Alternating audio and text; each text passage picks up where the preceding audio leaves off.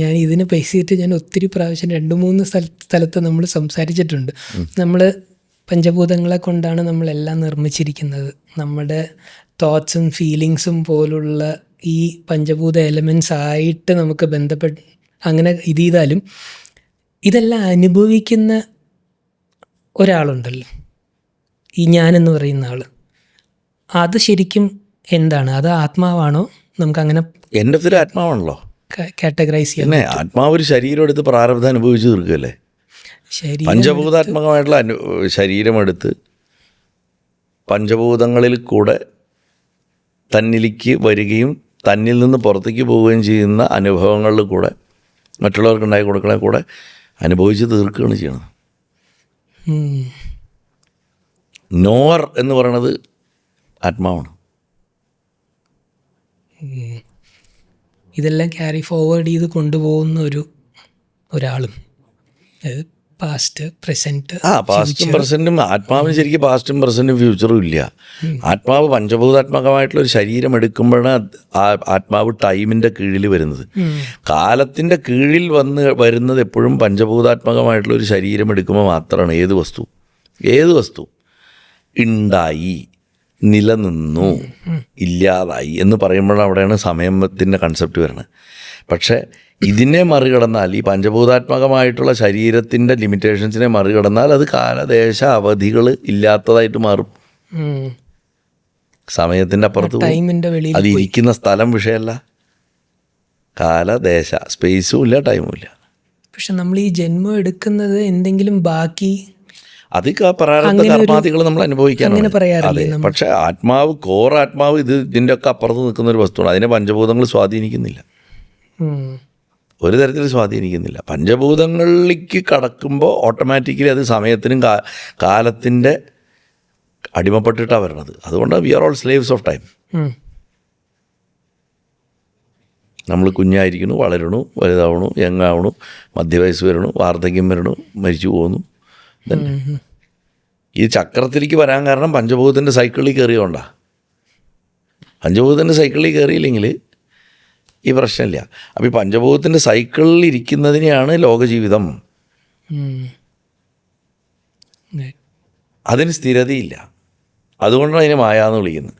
3-4 rapid fire type ഒരു സാധനം ഞാൻ എടുത്തിട്ടുണ്ട്. സോഷ്യൽ മീഡിയ, ആ ഒരു കോൺസെപ്റ്റ് നമ്മൾ പഞ്ചഭൂതത്തിൽ നോക്കുമ്പോൾ അതിൽ ഏത് ഭൂതമായിരിക്കും സോഷ്യൽ മീഡിയ വരുന്നത്? സോഷ്യൽ മീഡിയ എല്ലാ ഭൂതങ്ങളിലും ഇംബാലൻസാണ്. എല്ലാം ഉണ്ടല്ലേ, സകല ഭൂതങ്ങളിലും. അത് മൗനം ആന്തരിക മൗനം മനസ്സിൻ്റെ തലത്തിൽ നോക്കിയാൽ ആന്തരിക മൗനം ഇന്നത്തെ യൂസിനെയാണ് ഞാൻ പറയുന്നത്. അതിൻ്റെ പ്ലസ് അല്ല, അത് ഉണ്ടാക്കുന്ന മെജോറിറ്റി നോൺസെൻസ് ആണല്ലോ. ആന്തരിക മൗനം നശിക്കണം, അതുകൊണ്ട് ആകാശം നശിച്ചു.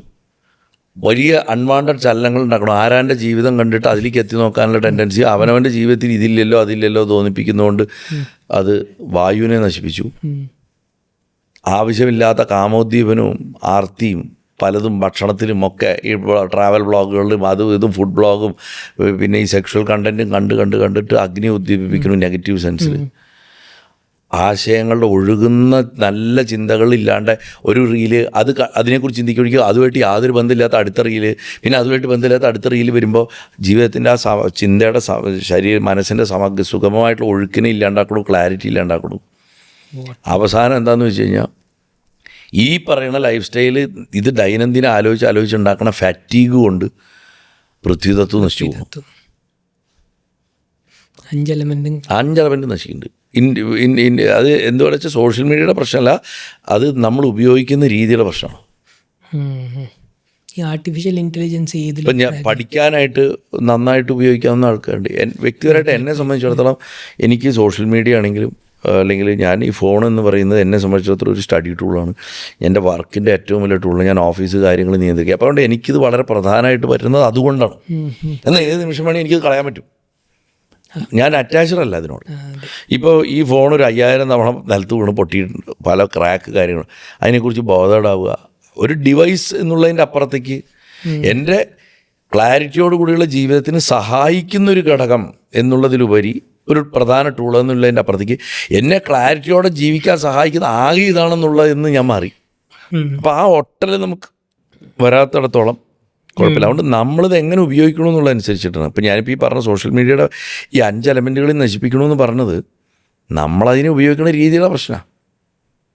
കറക്റ്റ്. അതെ. ഫോർ എക്സാമ്പിൾ പറഞ്ഞാൽ നമ്മുടെ ഇവിടുത്തെ ഫേസ്ബുക്ക് പോസ്റ്റുകളും നമ്മുടെ ഇവിടുത്തെ മാധ്യമങ്ങളുടെ ന്യൂസ് റിപ്പോർട്ടും വായിച്ചുകൊണ്ടിരുന്ന് കഴിഞ്ഞാൽ ഈ 5 എലമെൻറ്റ് പൊളിഞ്ഞ് പാളീസാവും. നേരെ മറിച്ച് സെൻസിബിളായിട്ടുള്ള കാര്യങ്ങൾ എഴുതുന്ന സെൻസിബിളായിട്ടുള്ള ഹാൻഡിൽസ് ഉണ്ട്. ഈവൺ ഇപ്പോൾ എക്സിലാണെങ്കിലും ട്വിറ്ററിലാണെങ്കിലും എക്സിലാണെങ്കിലും ഫേസ്ബുക്കിലാണെങ്കിലും സബ്സ്റ്റാക്ക് പോലുള്ള സ്ഥലത്താണെങ്കിലും റെഡിറ്റിലാണെങ്കിലും സെൻസിബിളായിട്ടുള്ള ഡാറ്റ തരുന്ന സ്ഥലങ്ങളുണ്ട്. അതിനെ നമ്മൾ ഫോളോ ചെയ്യുകയാണെങ്കിൽ ഈ പറഞ്ഞ 5 എലമെൻറ്റ് സ്ട്രെങ്ത് ഉണ്ടാവുകയും ചെയ്യുക. അതും സാധിക്കും. സോഷ്യൽ മീഡിയ കൊണ്ട് വേണമെങ്കിൽ അതും സാധിക്കും നമുക്ക്. എൻ്റെ അനുഭവം പറഞ്ഞ കേട്ടോ.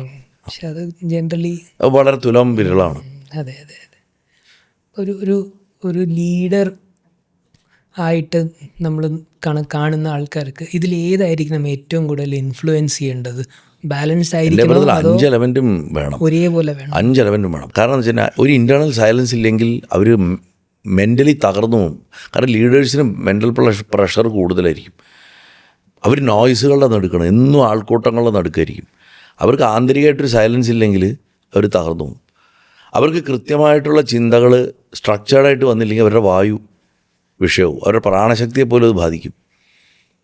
അവരുടെ ആവേശം, അവരുടെ എന്താ പറയുക, ഇനീഷ്യേറ്റീവ്, ഒരു കാര്യം ചെയ്യൽ ഇനീഷ്യേറ്റീവ് ആകുന്ന അഗ്നി, തെളിഞ്ഞ ബുദ്ധി, ഇതൊക്കെയാണ് അവരുടെ അഗ്നി. ആ അഗ്നി കറക്റ്റായിരുന്നല്ലേ പറ്റൂ. അവർ പറയണതിന് ഒഴുക്കുണ്ടാവണ്ടേ, അവർക്ക് എല്ലാവരെയും കൂട്ടിച്ചേർത്ത് കൊണ്ടുപോകാൻ സാധിക്കണ്ടേ, ഇൻ്റഗ്രേറ്റ് ചെയ്ത് കൊണ്ടുപോകണ്ടേ, എല്ലാവരുടെയും നേതാവല്ലേ. അപ്പോൾ ജലതത്വം വർക്ക് ചെയ്യണ്ടേ, പിന്നെ അവർ ഗ്രൗണ്ടഡ് ആയിരിക്കണ്ടേ. ഇപ്പോഴത്തെ ഭണ്ഡാസുരന്മാരെ മാതിരി ഓരോ രാജ്യങ്ങളിൽ ഇരുന്നിട്ട് യുദ്ധം ഉണ്ടാക്കണവന്മാരെ മാതിരി ആണെങ്കിൽ അവരിങ്ങനെ പൊങ്ങി പോകണം. അവർ ഭൂമിയിലല്ല നിൽക്കണമെന്നുണ്ടെങ്കിൽ എന്ത് ചെയ്യും? അതുകൊണ്ട് ഒരു ട്രൂ ലീഡറിന് 5 എലമെൻറ്റുകളും വളരെ ഇമ്പോർട്ടൻ്റ് ആയിരിക്കണം. ബാലൻസ്ഡ് ആകുമ്പോഴേ അവൻ ലീഡറാവുള്ളൂ. ഏതെങ്കിലും ഒന്ന് കയറി അവൻ ലീഡറാവില്ല, അവൻ വീഴും. കുട്ടികൾക്കും ഇതേ ഇഷ്യൂ ഉണ്ടാവില്ല. ഈ ഇന്നത്തെ കുട്ടികൾ സോഷ്യൽ മീഡിയയിൽ കൂടുതലല്ലേ. കാരണം എന്ന് വെച്ച് കഴിഞ്ഞാൽ അതിൻ്റെ നേസൻ സ്റ്റേജിലല്ലേ, എലമെൻ്റൽ ഫോർമേഷൻ്റെ നേസൻ സ്റ്റേജല്ലേ, അവരുടെ ബിഹേവിയറൽ പാറ്റേൺസ് രൂപകൽപ്പിക്കപ്പെട്ട പ്രായമല്ലേ. അപ്പോൾ പ്രപഞ്ചത്തിൻ്റെ ബിൽഡിംഗ് ബ്ലോക്കുകളായിട്ടുള്ള ആ 5 എലമെൻറ്റുകൾ അവരിൽ ബിഹേവ് ചെയ്ത് അത് രൂപപ്പെട്ട് അതിൻ്റെ പാറ്റേൺസ് ഫോം ചെയ്ത് വരുന്ന കാലമാണ്. നല്ല അപ്ബ്രിങ്ങിങ് എന്ന് പറഞ്ഞാൽ ഈ പഞ്ചഭൂതങ്ങൾ 5 എലമെൻറ്റുകളുടെയും ബിഹേവിയർ സ്ട്രക്ചേർഡാക്കി കൊണ്ടുവരലാണ് യഥാർത്ഥ അപ്ബ്രിങ്ങിങ് കുട്ടികളിൽ. In A mental, in A spiritual and in A physical level. Most important ഒരു ഡെയിലി പ്രാക്ടീസിൽ വരേണ്ട ഒരു സാധനമാണ്. പഴയ കാലത്ത് എന്തുകൊണ്ടാണ് നദികളെ ആരാധിച്ചിരുന്നത്, എന്തിനാണ് തീയിനെ ആരാധിച്ചിരുന്നത്, എന്തിനാണ് എന്താ പറയുക കാറ്റിനെയൊക്കെ ആരാധിച്ചിരുന്നത്? എലമെൻസിനെ വർഷിപ്പ് ചെയ്തിരുന്നതിൻ്റെ കാരണം ഇതാണ്. പിന്നെയും കുറച്ചുകൂടെ കാലം കഴിഞ്ഞപ്പോൾ അല്ല, ഇതിനെയൊക്കെ നിയന്ത്രിക്കുന്ന ഇതിൻ്റെയും ഉള്ളിലിരിക്കുന്ന ഒരു ഫോഴ്സ് ഉണ്ട് എന്ന് മനസ്സിലായത്. അപ്പോഴാണ് മെച്യൂറായത്. പിന്നെ അത് ഡെയ്ഫ് ചെയ്തു, വ്യക്തിരൂപങ്ങൾ കൊടുത്തു, ദേവതകളായി, അങ്ങനെ ആയി മാറിയതാണ്. ഇപ്പം ഏകദൈവം പറഞ്ഞാലും ബഹുദൈവം എന്ന് പറഞ്ഞാലും എൻഡ് ഓഫ് ദി ഡേ പഞ്ചഭൂതങ്ങളുടെ അകത്ത് ഇരുന്ന് നിയന്ത്രിക്കുന്ന ശക്തിയാണ് ഇവർ പറയണത്. അതുകൊണ്ട് പഞ്ചഭൂതങ്ങളുടെ വർഷിപ്പ് എവിടെയും ഏകദൈവ ആരാധനയിലാണെങ്കിലും ബഹുദൈവ ആരാധനയിലാണെങ്കിലും ഉണ്ടായിരുന്നു ഒരു കാലത്ത്. ഈ പഞ്ചഭൂതം മനസ്സിലാക്കിയില്ലെങ്കിൽ ഇന്നത്തെ ഒരു ജനറേഷൻ തൊട്ട് ഇവിടെ നിന്ന് അങ്ങോട്ടാണ് ചില അവരെന്തായിരിക്കും ലൈഫിൽ മിസ് ചെയ്യുക? സ്റ്റെബിലിറ്റി ഉണ്ടാവില്ല. ഒന്നിലും സ്റ്റേബിൾ ആയിരിക്കില്ല. ഫ്രാഗ്മെന്റഡ്. അതിൻ്റെ റിസൾട്ട് എന്തായിരിക്കും എന്ന് വെച്ച് കഴിഞ്ഞാൽ കോൺസ്റ്റൻ്റ് ആയിട്ടുള്ള അതൃപ്തി ആയിരിക്കും, ഡിസാറ്റിസ്ഫാക്ഷൻ, നിരന്തരമായിട്ടുള്ള അതൃപ്തി. കാരണം ട്രൂ ഇന്നർ ബാലൻസ് ആണ് തൃപ്തി. യഥാർത്ഥ ഇന്നർ ബാലൻസ് നമുക്ക് തൃപ്തിയെ കൊണ്ടുവരിക. മറ്റേത് എന്തുണ്ടായാലും തൃപ്തിയില്ലെങ്കിൽ ഇന്നർ ബാലൻസ് വന്നിട്ടില്ല എന്നർത്ഥം. പഞ്ചഭൂതങ്ങളെ മനസ്സിലാക്കാതെ എന്ന് പറഞ്ഞു കഴിഞ്ഞാൽ പഞ്ചഭൂതങ്ങളെ മനസ്സിലാക്കിയില്ലെങ്കിൽ കൂടെ കുഴപ്പമില്ല, അവനവനെ മനസ്സിലാക്കിയാൽ മതി. First step. അവനവനെ മനസ്സിലാക്കാനുള്ള ഫണ്ടമെൻ്റൽ ടൂൾസാണ് ഇതൊക്കെ. മനസ്സിലായില്ലേ? അപ്പോൾ അവനവൻ്റെ ബിഹേവിയറൽ പാറ്റേൺസ് മനസ്സിലാക്കിയാൽ തന്നെ നമുക്ക് തൃപ്തി വരും. ആ തൃപ്തിയിലേക്ക് എത്തിക്കുക എന്നുള്ളതാണ് നിറവ് എന്ന് പറയും നമ്മൾ. പഞ്ചഭൂതം എന്ന് പറഞ്ഞ കോൺസെപ്റ്റ് പുറത്ത് മാത്രമല്ല നമ്മുടെ അകത്തുമുള്ളതാണ് എന്ന് മനസ്സിലാക്കാനുള്ള ശ്രമം ആദ്യം നടത്തിയ. അകത്ത് മാത്രമെന്നല്ല, നമ്മളതാണ്. നമ്മളും പഞ്ചഭൂതങ്ങളാണ്. നമ്മൾ 5 ഭൂതങ്ങളെ കൊണ്ടുള്ള 5 ബിഹേവിയറുകളുടെ കൂട്ടമാണ് നമ്മൾ. അതുകൊണ്ടാണ് നമ്മൾ തന്നെ നിർമ്മിക്കപ്പെട്ടിരിക്കുന്നത്, നമ്മുടെ ചുറ്റുമുള്ള പ്രപഞ്ചവും നിർമ്മിക്കപ്പെട്ടിരിക്കുന്നത്. ഇത് തിരിച്ചറിയലാണ്. ഇത് തിരിച്ച് അല്ലാണ്ട് അകത്തും പുറത്തും ഉണ്ടെന്നല്ല, അകത്ത് വെച്ചിട്ടുള്ള 5 ഐറ്റംസ് അല്ല അത്, അതെ അതെ നമ്മളാണത് ഉദ്ദേശിച്ചത്. നമ്മളെ നമ്മുടെ മനസ്സിൻ്റെ മേക്കിലും നമ്മുടെ ശരീരത്തിൻ്റെ മേക്കിലും അതുണ്ട്, ആത്മാവിലതില്ല. പക്ഷേ ആത്മാവ് ഇതിന് അതീതമായിട്ടുള്ളൊരു വസ്തുവാണ്. അതുകൊണ്ടാണ് നൈനം ചിദ്ധന്തി ശസ്ത്രാണി നൈനം ദഹതി പാവക ന ജൈനം ക്ലേദ്യ എന്താപോ ന ശോഷയതി മരുത. 5 ഭൂതങ്ങളെ കൊണ്ട് അതിനെ എഫക്റ്റ് ചെയ്യുന്നില്ല എന്ന് ആത്മാവിനെ. വായുവിന് ശോഷിപ്പിക്കാൻ പറ്റില്ല, അഗ്നിക്ക് കത്തിക്കാൻ പറ്റില്ല, വെള്ളത്തിന് അലിയിക്കാൻ പറ്റില്ല, മണ്ണോട് മണ്ണാക്കാൻ പൃഥ്വിക്ക് സാധിക്കില്ല, ശൂന്യാക്കാൻ ആകാശത്തിന് ഒന്നും സാധിക്കില്ല. അത്രയും ഭഗവാൻ പറയണില്ലെങ്കിലും നൈനം ചിദ്ധന്തി ശസ്ത്രാണി, ശസ്ത്രങ്ങൾ കൊണ്ട് മുറിവേൽക്കില്ല, നൈനം ദഹതി പാവക, അഗ്നി കൊണ്ട് കത്തിക്കാൻ പറ്റില്ല, ന ജൈനം ക്ലേദ്യ എന്താപോ ന ശോഷയതി മരം, നനയ്ക്കാനോ അല്ലെങ്കിൽ ശോഷിപ്പിക്കാനോ സാധിക്കില്ല. പഞ്ചഭൂതങ്ങളെ എഫക്റ്റ് ചെയ്യുന്നില്ല ആത്മാവിനെ. പക്ഷെ ശരീരം പഞ്ചഭൂതങ്ങളാൽ നിർമ്മിക്കപ്പെട്ട ശരീരത്തിലിരിക്കുന്നിടത്തോളം കാലം ആത്മാവ് പ്രാരബ്ധകർമ്മങ്ങൾ അനുഭവിച്ച് തീർക്കാൻ ഈ പഞ്ചഭൂതങ്ങളെ കൊണ്ട് തന്നെ ഉണ്ടാവണ ദുരിതങ്ങളെയും സുഖങ്ങളെയും അനുഭവിച്ചുകൊണ്ടിരിക്കണം. മനസ്സിലായില്ലേ? അപ്പോൾ അത് മനസ്സിലാക്കലാണ് കോറ്. അതുകൊണ്ട് നമ്മൾ തന്നെയാണ് പഞ്ചഭൂതങ്ങൾ.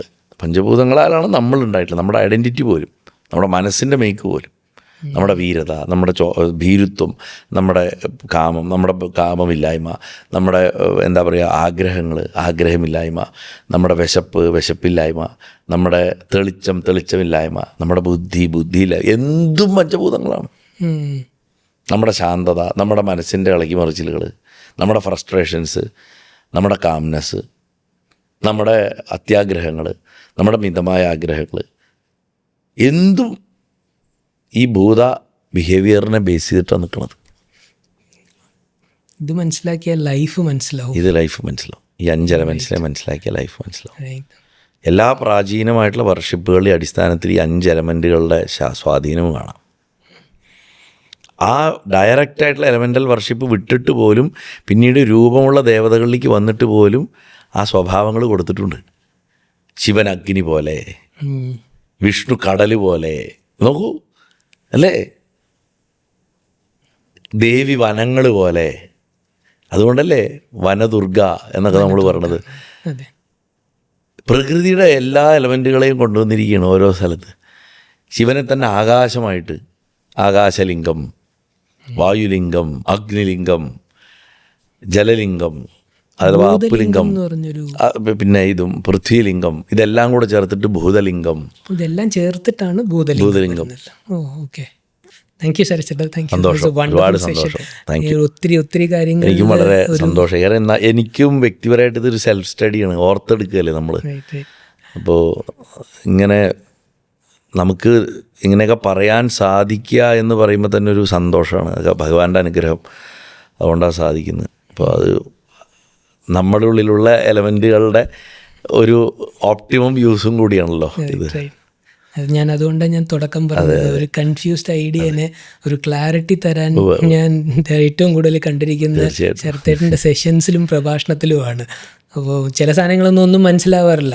ഞാൻ എപ്പോഴും പറയും, ചിലവർ ചോദിക്കുമ്പോൾ ഞാൻ പറയും, അത് കോട്ട്നി വാൾഷിൻ്റെ ബൗൺസർ പോലെയാണ്, തലയുടെ മുകളിൽ കൂടെ പോയി ഒന്നും മനസ്സിലായില്ല എന്ന് പറയും.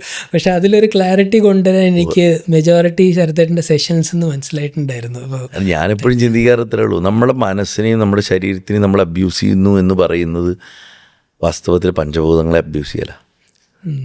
നമ്മൾ നമ്മുടെ ശരീരത്തിനെയും മനസ്സിനെയും റെസ്പെക്റ്റ് ചെയ്താൽ അത് പഞ്ചഭൂതങ്ങളുടെ ആരാധനയാണ്. അതിൻ്റെ ഗുണം എന്താ വെച്ചാൽ പഞ്ചഭൂതങ്ങൾ ബാലൻസ്ഡ് ആയാൽ നമ്മളും ബാലൻസ്ഡ് ആവും, നമ്മുടെ ചുറ്റുമുള്ളവരും ബാലൻസ്ഡ് ആവാനുള്ള സാധ്യതകളുണ്ടാവും, നമ്മുടെ സമൂഹം ബാലൻസ് ആവാനുള്ള സാധ്യതകളുണ്ടാവും. പ്രപഞ്ചത്തിലേക്ക് നമ്മളാൽ ഉണ്ടാവുന്ന ആ പഞ്ചഭൂതത്തിൻ്റെ ഡിസ്റ്റർബൻസ് മാറ്റി നമ്മളാലാവുന്ന ഒരു ബാലൻസ് നമുക്ക് കോൺട്രിബ്യൂട്ട് ചെയ്യാൻ സാധിക്കും ടു ദ ലാർജർ കളക്ഷൻ.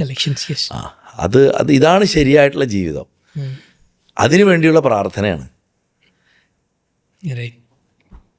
അതെ, ശരി, സന്തോഷം. Thank you so much.